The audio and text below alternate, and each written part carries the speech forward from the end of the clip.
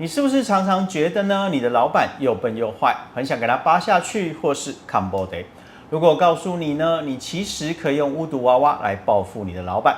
不要以为我在搞笑哦，这可是有科学研究证明的哦。大家好，我是林皮，欢迎来到林皮说故事，让我来跟你分享新鲜事。今天要来告诉你的是科学证明的，使用巫毒娃娃来报复冠老板的好处有什么？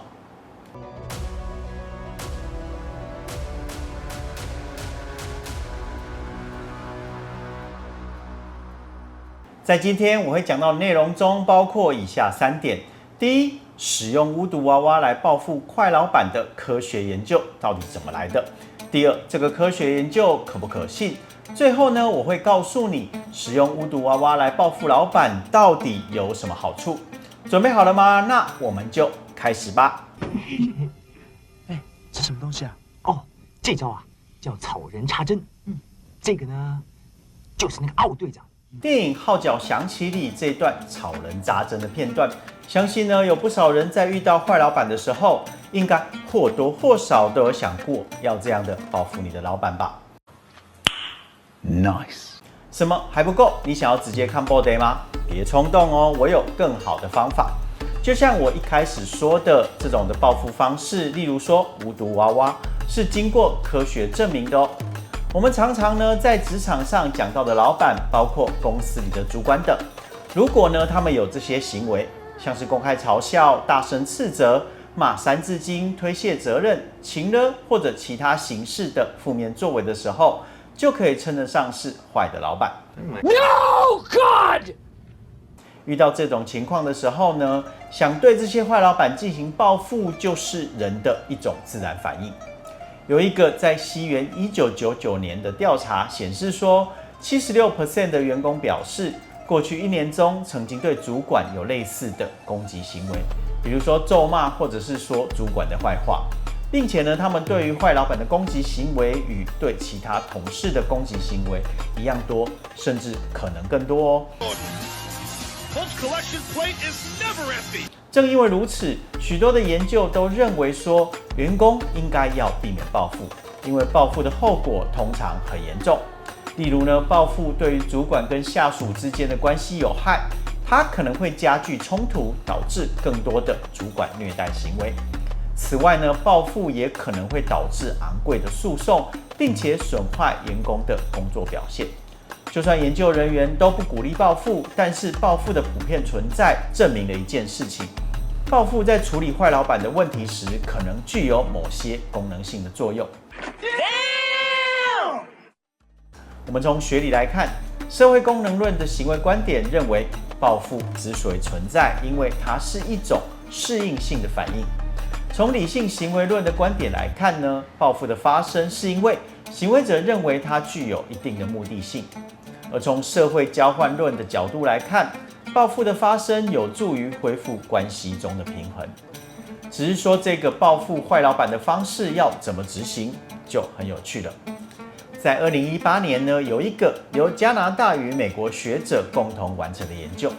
参与的学者呢，包括加拿大的威尔佛里德劳雷尔大学的梁汉玉、加拿大滑铁卢大学的道格拉斯布朗和塞缪尔哈尼格、美国肯塔基大学的连惠文以及密西根州立大学的兰斯费里斯，他们针对巫毒娃娃在报复坏老板这件事情上进行了量化研究。这个研究呢被刊登在《领导季刊》。这份期刊呢是属于 SSCI 的期刊 ，Impact Factor 为 9.1， 论文的投稿接受率也只有 7%， 属于呢第1级的期刊。也就是说呢，能够获得刊登的研究都非常的严谨。所以呢，我们接着就来看看这个研究到底可不可信。在继续接下来的内容之前，如果你喜欢听这些有的没有的事，要记得按赞、订阅、分享跟开启小铃铛哦。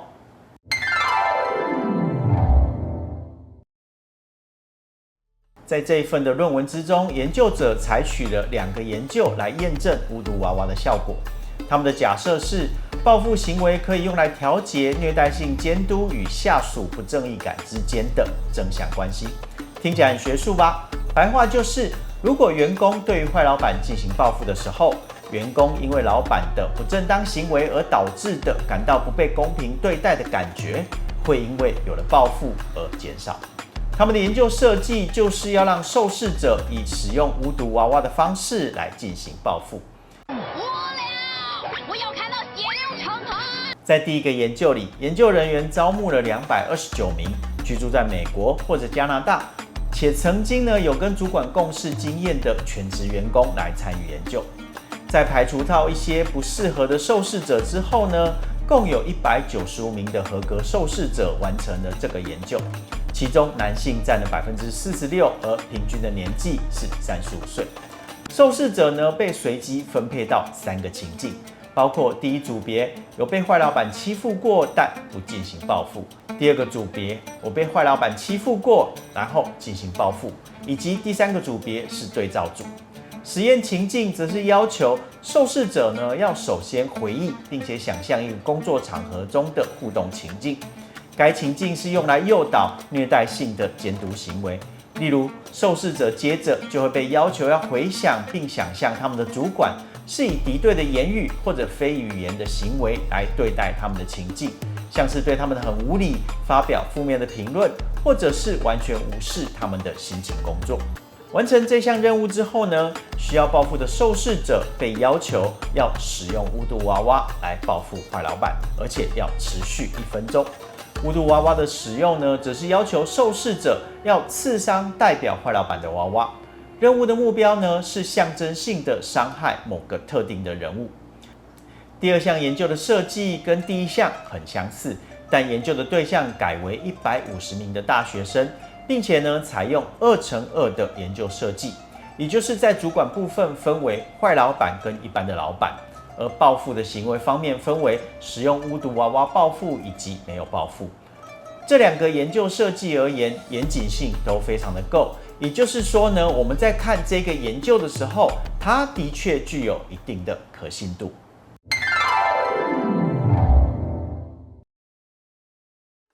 这2个研究呢，得到了相类似的结果，表示说呢，如果使用无毒娃娃来进行报复，受试者感到的不公平可以明显获得缓解。也就是说，当坏老板对你做了不好的事之后，你的不爽是可以透过无毒娃娃或者草人扎针来疏解的。像是无毒娃娃或草人扎针这一类的报复行为，不但可以缓解你的负面情绪，还可以让人家觉得世界是公平的。因为呢，我们还是一直深信着坏人有坏报，坏人有天收的想法。这件事看起来很原始，但又是一个普遍的文化，而且呢是人类的重要原则之一。听完今天的分享，你是不是对于无毒娃娃或者草人扎针有了不同的看法呢？欢迎留言告诉我。我是林P，如果你还想要多听一些其他有的没有的事，记得要点选连结哦。我们还有很多的故事可以分享，我们下次再会咯。